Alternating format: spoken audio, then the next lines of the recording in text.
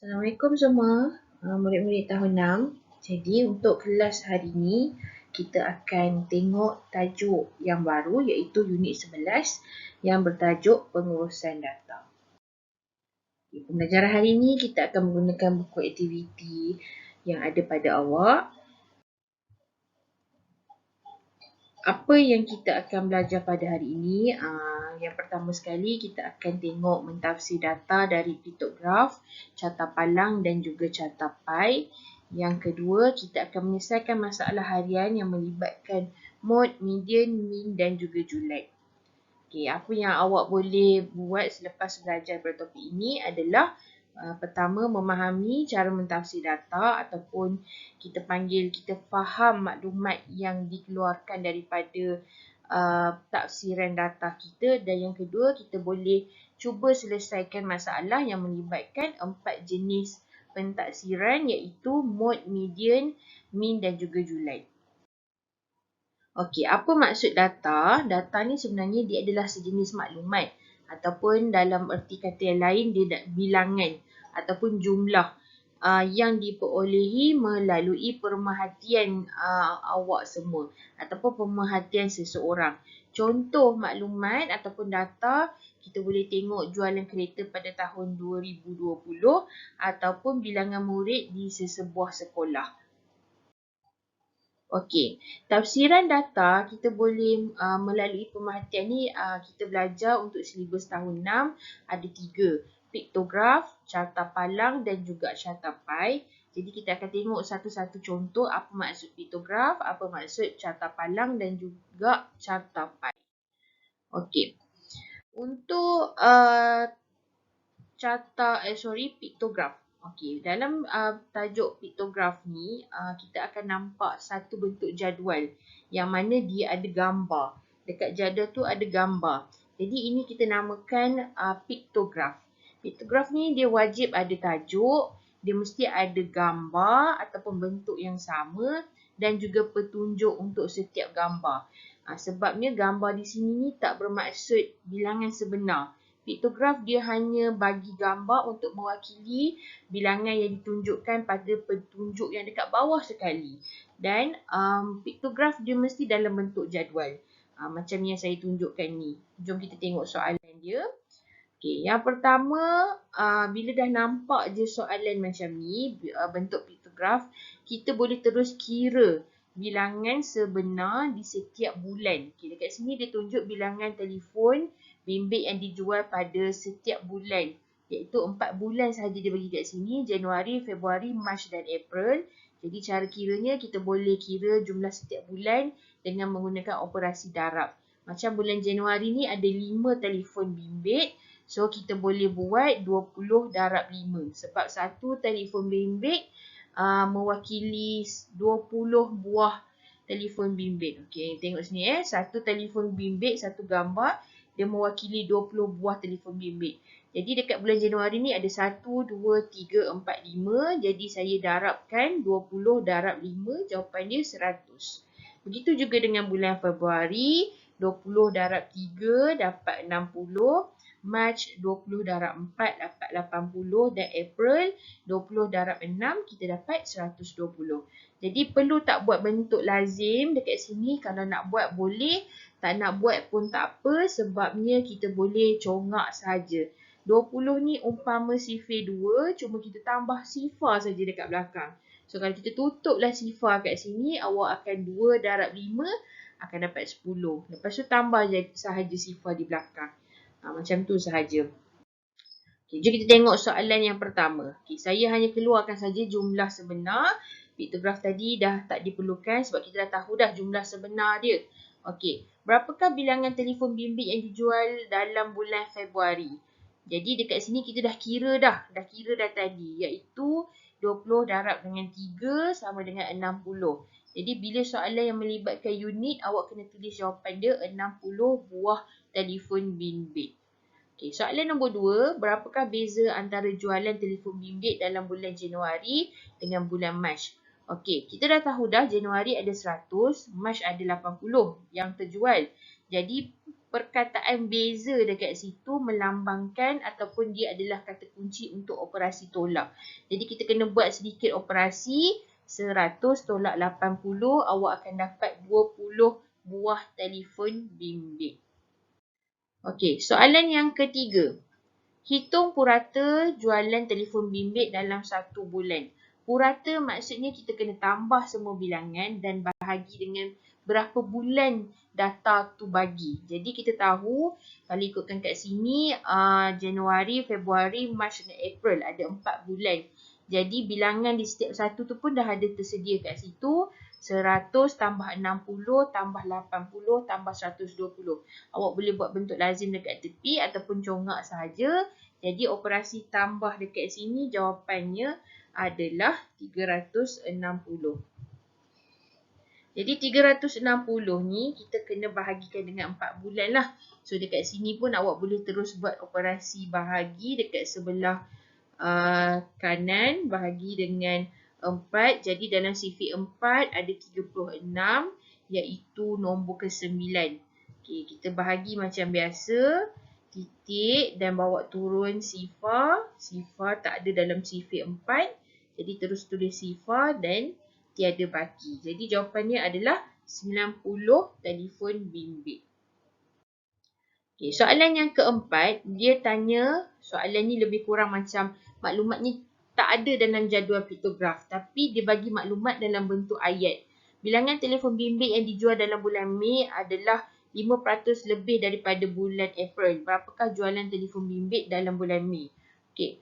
Dia kata 5% daripada 120 sebab dia sebut pasal bulan April dekat situ.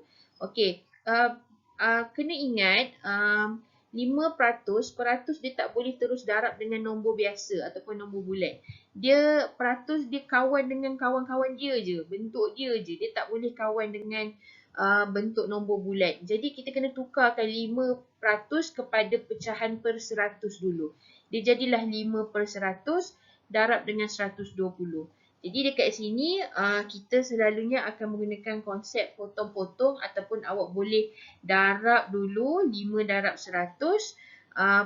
Lepas tu bahagi dengan 5 darab 120, lepas tu bahagi dengan 100. Tapi dekat sini saya guna konsep potong-potong ataupun pemansuhan. Kita potong dulu sifar atas, sifar bawah. Lepas tu kita potong lagi, tengok 12 dengan 10 dia ada di CV 2. Kena potong dengan satu CV yang sama. Jadi 12 bahagi 2 adalah 6, 10 bahagi 2 adalah 5. Sorry, 10 bagi 2 adalah 5. Okey, betul. Okey, jadi dekat sini kita boleh tengok 5 boleh potong dengan 5. Jadi potong dekat sini dapat 1. Jadi jawapan akhirnya adalah 1 darab 6, 6. Okey. Yang bawah ni saya tunjuk apabila kita hanya potong sifar sahaja. Boleh juga. So kita darab dulu 5 darab 12 akan dapat jawapan 60 per dengan 10. Lepas tu dekat sini kita potong sifar dapat 6/1 iaitu 6 juga. Jadi dua kaedah ni kita boleh guna. Dua-dua kita menggunakan kaedah potong-potong. Cumanya yang atas ni saya potong dengan sifar dan sifir.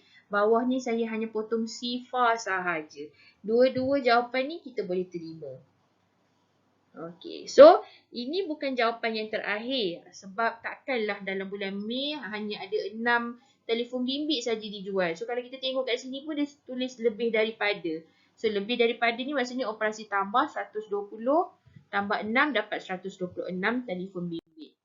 Okey, seterusnya kita nak tengok catapai. Dalam catapai dia mestilah berbentuk bulatan dan nombornya dalam bentuk peratus. Dia mestilah satu bulatan dan satu bulatan itu mestilah bernilai 100%. Dan akhir sekali untuk cari bilangan asal mesti guna konsep daripada. Kita terus tengok soalan pertama. Berapakah peratus bilangan yang datang ke sekolah dengan menaiki kereta? So kat situ awak boleh nampak catapai ni kereta memang tak ada peratus dia. Jadi kita kena tengok arahan minta cari peratusan dan maklumat pun memang bagi peratus sahaja. Jadi apa yang kita akan buat, kita kena ingat balik satu bulatan catapai bersamaan dengan 100%. Makanya untuk cari peratus kereta, 100 tolak dengan 25, tolak dengan 10, tolak dengan 35, awak akan dapat jawapan dia 30%. Yang ini pun kalau nak congak boleh, nak buat bentuk lazim dekat tepi pun boleh, tak ada masalah. Soalan yang kedua, dia minta hitung bilangan murid yang datang ke sekolah dengan bas sekolah dan juga kereta. So, arahan dia minta kita cari bilangan murid yang datang ke sekolah, naik bas dengan naik kereta. Maklumat dia ada bagi 120 orang murid. Maklumat kedua, dia kata ada bas sekolah 35% dengan kereta 30%. Jadi, kita kena guna konsep daripada bas sekolah dengan kereta. Dekat sini pun sama. Kita boleh main potong-potong. Okey, potong dulu sifar atas dan bawah. Lepas tu 12 boleh bahagi dengan 2 jadi 6. 10 boleh bahagi dengan 2 jadi 5. Yang atas dan bawah di sini 35 dengan 5 ni pun kita boleh potong dengan sifar 5. 5 bahagi 5 1. 35 bahagi 5 7. Dan akhir sekali nombor di atas 7 boleh darab dengan 6. Kita akan dapat 42. 42 orang lah. Okey, so 42 orang. Okey, kereta pun sama. Kita boleh main potong-potong sifar. Potong atas, potong bawah. Ini ada sifar juga. 30 ni kita ada sifar, potong atas, potong bawah. Akhir sekali kalau dah dapat 1, maksudnya selesailah kat bawah. Tak perlu bahagi. Kita darab saja. 3 darab 12, awak akan dapat 36 orang. So, selesai untuk jawab soalan nombor 2. Okey, soalan nombor 3. Okey, 2/5 daripada jumlah murid berjalan kaki adalah murid perempuan. Dia minta kita hitung bilangan murid lelaki yang berjalan kaki ke sekolah. Jadi yang ni kita tengok berjalan kaki di sekolah, kita hanya tengok yang berjalan kaki sahaja. Okay, maklumat di sini sahaja kita tengok. Yang lain boleh abaikan. Okey, so arahan dia minta bilangan murid lelaki berjalan kaki. Jadi maklumatnya hanya tentang berjalan kaki sahajalah. Dan dia bagi 25%, kita masih kena guna konsep daripada kita nak cari berjalan kaki. Jadi 25/100 kena darab dengan 120. Boleh main potong-potong lagi sekali dekat sini. Lepas tu 12 bahagi 2, 6. 10 bahagi 2, 5. Kemudian 25 dengan 5 ni pun sama. Boleh potong juga. 25 bahagi 5 dapat 5. Akhir sekali 5 darab 6 dapat 30 orang yang berjalan kaki. Tapi dia nak murid lelaki. Jadi murid perempuannya 2/5. Okay. Awak boleh cari dulu 2/5 darab dengan 30. Okay, ni kita potong 5 bahagi 5 1, 30 bahagi 5 6 dan 2 darab 6 awak akan dapat 12 orang perempuan dulu. Perempuan. Okey, kemudian jumlah sebenar kita boleh tolak dengan 12. 30 tolak 12 awak akan dapat 18 dan sebenarnya murid lelaki adalah 18 orang. Okey. So, ketiga, carta palang. Okay, carta palang ada 2 jenis, mencancang dengan mengupuk. Ini ulangan sahaja. Memang ini sahaja jenis carta palang. Kita terus tengok soalan muka surat 94. Okey, bila kita nampak carta palang macam ni, kita mesti terus bagi nilai, cari nilainya. So, saya dah sediakan nilai kat situ. Soalan pertama dia, berapa jumlah bilangan penduduk? Kita dah tahu dah. Jumlah maksudnya operasi tambah. Jadi, kita tambahkan semua sekali. Awak akan dapat jawapan dia 1350 orang. Jadi sekian sahaja pembelajaran kita pada hari ini. InsyaAllah kita jumpa lagi pada kelas akan datang. Terima kasih semua. Assalamualaikum.